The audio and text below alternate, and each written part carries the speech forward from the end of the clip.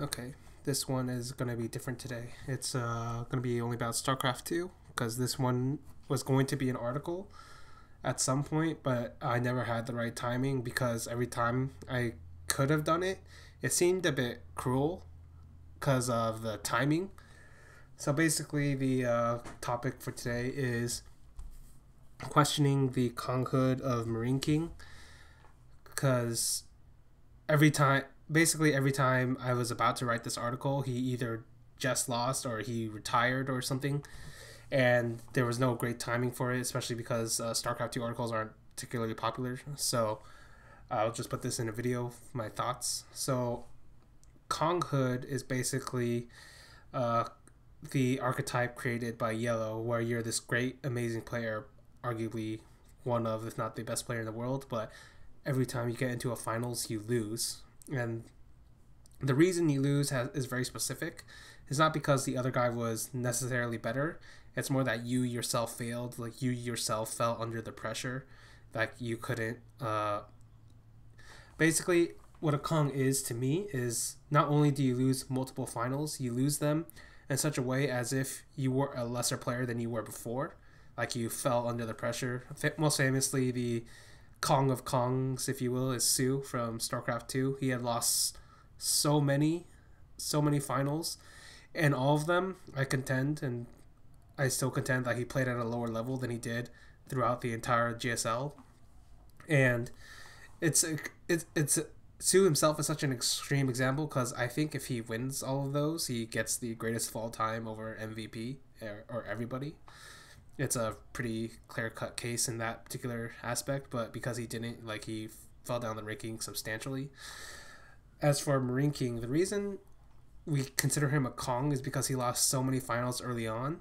But if you look at all of his finals, MVP, Nesty, Yonghua, SOS, DRG, DRG, DRG. I think there was like those are the 8 main finals he was most famous for.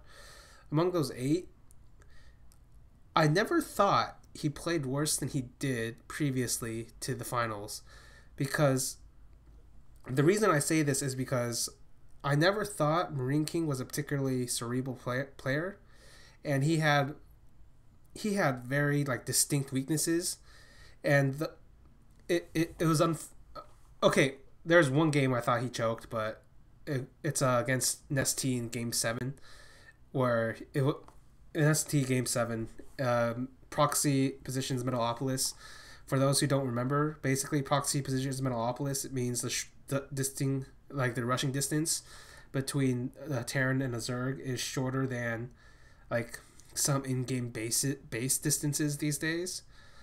And not only that, but Marine King did a proxy 1111, and this was during a time when Queens had less range, and still somehow Nesty ended up holding because he bet it all on the fact that Marine King was an idiot and that he'd attack again, and then Marine King was an idiot and he attacked again, and then his attack got squashed. If he had like just taken his advantage and like held, or if he had taken his advantage and like built on it, he could have easily won that game. But because he's Marine King, he ended up losing that game. Actually, I guess technically he played exactly as you'd expect Marine King would. So I guess that's not a pressure loss then. All right. So basically, to understand what I mean by I don't think Marine King lost to pressure, you have to understand, I guess, what I think of Marine King as a player. Now, Marine King as a player was one of the most talented mechanical players to ever touch StarCraft 2.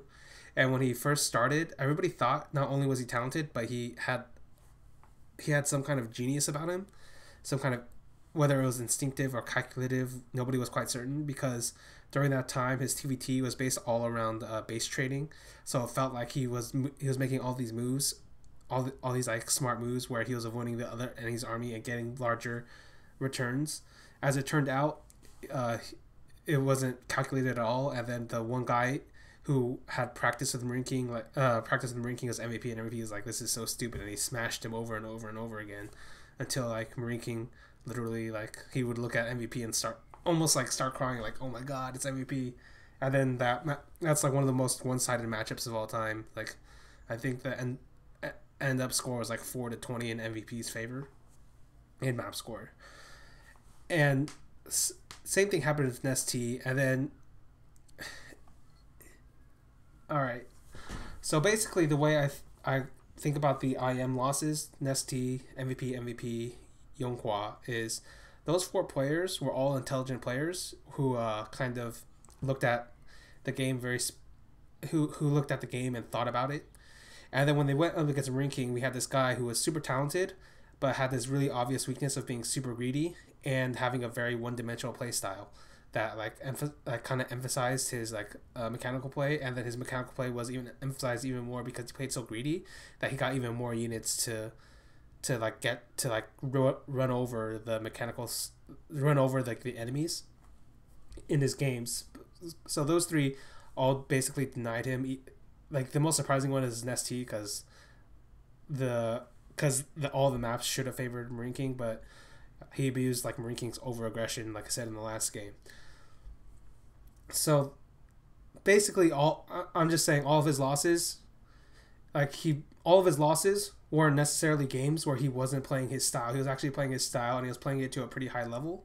But the problem was he met a bunch of guys in those losses. He met a bunch of guys who were smarter than him, and he was unable to adapt. And it was less of a choking issue than it was a strategic problem, and like a stylistic problem, a lack of adaptation. For instance, now we go to his victories against Dongregoo. Dongregoo is a very similar type of player to Marineking, but he's a bit smarter. The difference, though, is that Dongregoo's favored style is the mechanical mid-game to late game, mid-game, late game, muddling, bling style. It's actually one of the reasons why he's like one of, I think, 3 players to ever beat Innovation during his prime in the 2013 like MMMM days, is because Dongregoo, for whatever reason, came back and he like showed how much of a mechanical god he could be in that specific style of matchup, which is muddling bling versus bio. But what ends up happening is he plays Marineking, and they both love playing that style, so they both end up going for these very, very famous like macro intensive, like high octane, high action muddling bling versus bio games. And they're all very exciting. They're all very good finals. Like they're all very good finals, but those finals, like two out of 3 of them go to Marineking, and even in the third one, Marineking didn't like fall into the pressure so much as Dongregoo like was able to outplay him. And those finals kind of proved to me that Marineking wasn't necessarily like choking in the other finals as much as he was just playing his style, and if it worked, it was great. If it didn't work, like if somebody figured it out, it was terrible. And famously, I think that's why he basically died after a little bit in 2012, is because he wasn't a very smart player at all. And then Symbol, he ran into Symbol. Symbol's like, wait, let me get this straight. You have 2 openings. You either do 11-11 or you do Command Center first. And then Symbol's like, is there a build that beats both? Oh, wait, 4 Roach, 1 base. And I did 4 Roach, 1 base, and it could kill either build. And then Marineking had no idea what to do anymore because he was like unwilling to play a standard like build, so he just died. And then everybody else was like, what? And then they just copied suit, and then he just died. Like, and then of course it got exacerbated by the fact that Broodlord Infestor like came into the meta. But even if you consider that, there have been like just pure mechanical players that have been able to fight Broodlord Infestor. Most notably, it was Innovation during the end of Wings of Liberty. And when they fight, I don't mean like they would necessarily win, but they'd give themselves a fighting chance. Marineking never gave himself a fighting chance because he was unwilling to like change even his openings. Like, it was remarkable how stubborn and like how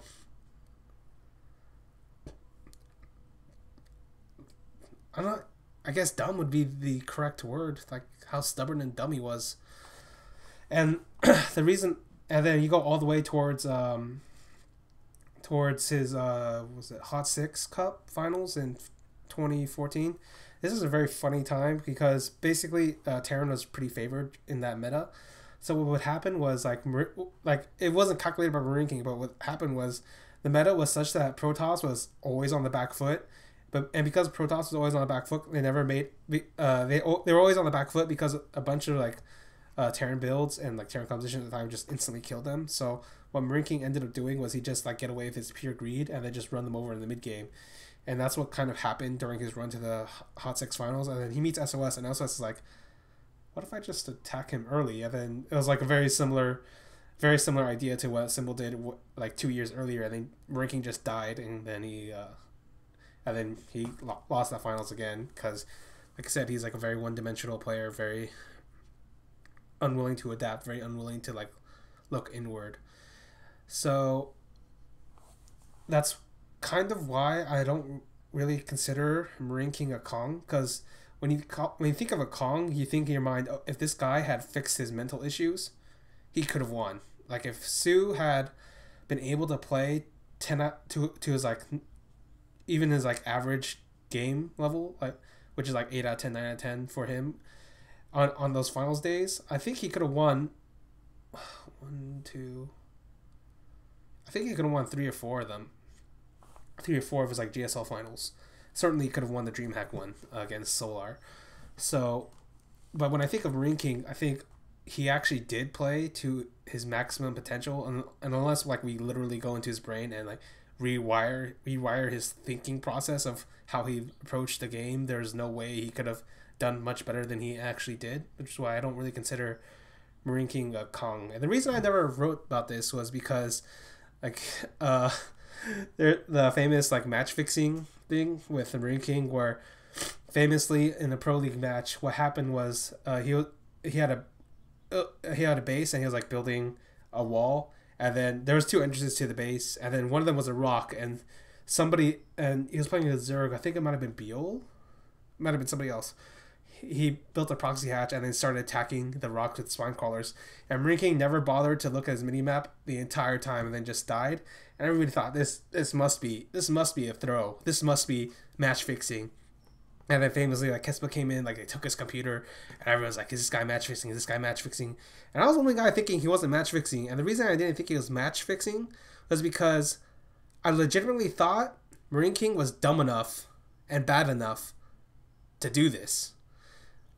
Like that's why I never wrote about it, because it's like it's kind of cruel to just straight out say, no, I actually think he's bad enough. I actually think, like, because if you look at all his games, like it's very, like it wasn't necessarily to that extent, but he did have a lot of really dumb, stupid moves where I thought, and because he was doing so bad at the time, I actually thought maybe he is like bad enough to do this. It's kind of similar to when I watch like Haas games. Like famously, Haas is like up 4 or 5 bases and they lose to like a 2-base Terran. And I'm just thinking in my head, well, it's Haas. He really is legitimately that bad. And everybody on Reddit was like, oh, Haas was match fixing. And I was just thinking, no, Haas is really this bad. Like in a similar vein, like there was like a BlizzCon Cup finals between MVP and ST. And at the time, a lot of people thought ST had thrown or match fixed just to give MVP the win. Because what happened is like ST like didn't push his advantage, and then they went to a split map scenario, and then MVP Nesty just like famously kept dying to nukes. But if you look further, like retroactively, if you look after the fact, like Nesty lost a bunch of games doing the exact same thing to a bunch of different players and a bunch of different matchups. It's like he had narcolepsy after like the 20 or 25 minute mark, where he just could no longer pay attention to the game or something. It was very weird, but it ended up being very common, and like basically like it proved to me that Nesty was probably what didn't match fix or throw that game. It's just Nesty was bad at the late game and nobody knew about it at the time, because at the time nobody could get to the late game and like play him there except for MVP, I guess.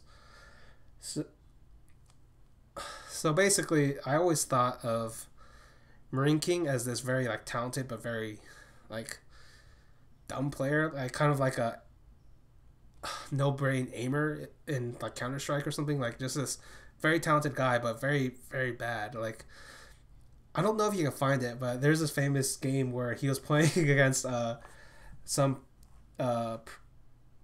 pro or semi-pro in NA in the Red Bull online qualifiers, and this guy was like, wow, these builds are diamond level, and he would just smash him in the early game. But one time Marineking was able to survive, and they got to the mid game, and like Marineking like fucking killed him, and he's like, what the fuck? Is this real? Is this the real Marineking?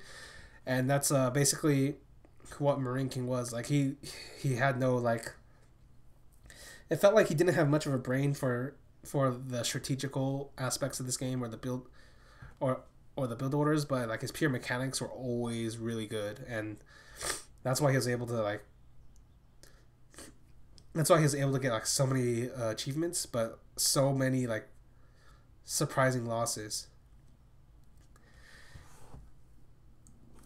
And as a final point, I guess this thought always like filled me with like a sadistic kind of joy was when during the match fixing thing with Marineking.